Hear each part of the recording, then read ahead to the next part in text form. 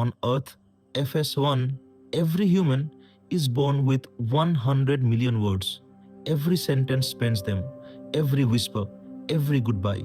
And when the last one is gone, your voice is gone forever. Arjun was 31 years old and he had almost nothing left to give his newborn daughter. He had never once, in 31 years, thought of a word as something he could run out of, until he looked at his throat 4,812. That was all he had left. He had always lived in the moment until now.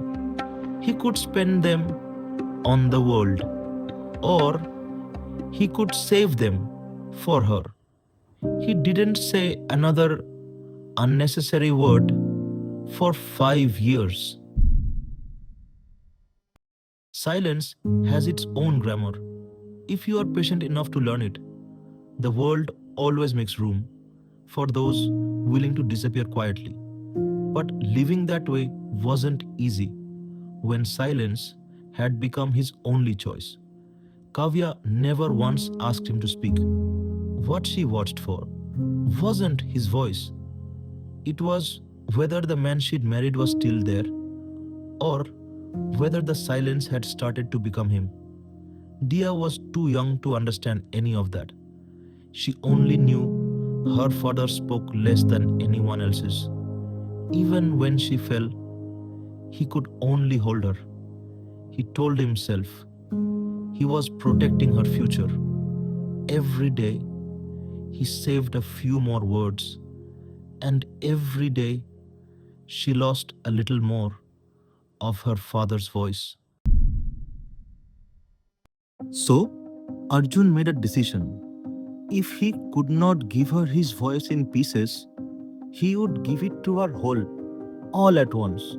On the day a child's mind first learns how to keep a memory forever, her 5th birthday. Then, for 11 months, he prepared for a single conversation.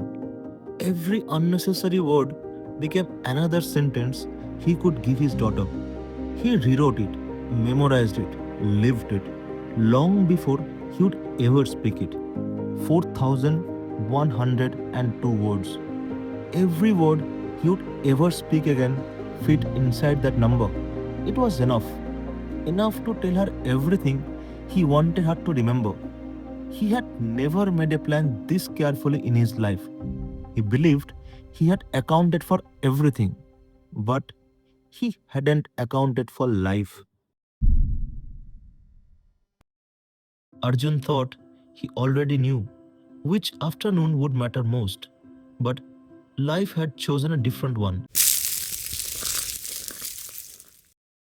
Dia, look at me. Are you hurt? Please, open your eyes. Dia, look at me. 5 years of restraint, gone in an instant, like a floodgate, opened in 11 seconds. All the years of discipline met the only moment it had never prepared him for. The plan was not wrong, but it was not enough. And for the first time in 5 years, Arjun no longer knew what was, but he realized one thing. Some things could not wait to be said. That night, he stopped looking at the words he had left and started looking at the life still standing in front of him. Kavya, it's been a long time. Thank you for waiting.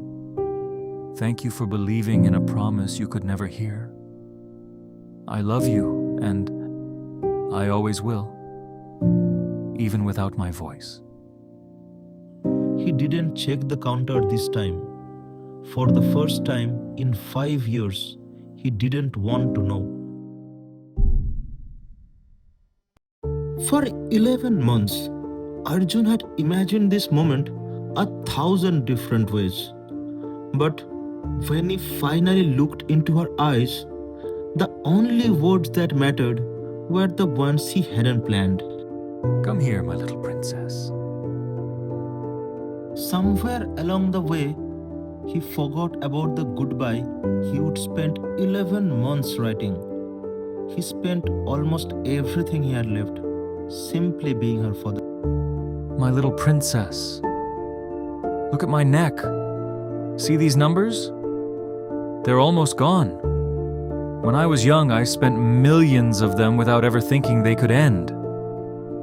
I laughed too loudly. I argued about things that never mattered. I filled quiet moments just because silence felt uncomfortable. I thought words were endless. I was wrong. But if spending them carelessly taught me their price, then watching you grow up taught me what they were for. You are the greatest thing I have ever spent them on. As you walk into your own life, make mistakes, laugh loudly, love people completely, explore the world with all the courage you have, but whenever it becomes too heavy, come home. My arms will always know your way back. You never have to become someone else to make me proud. You already are. I have loved every version of you. The little girl who couldn't reach my hand. The brave little soul sitting in front of me now. And every person you'll become after today. I love you. I always will. Even when you can no longer hear my voice.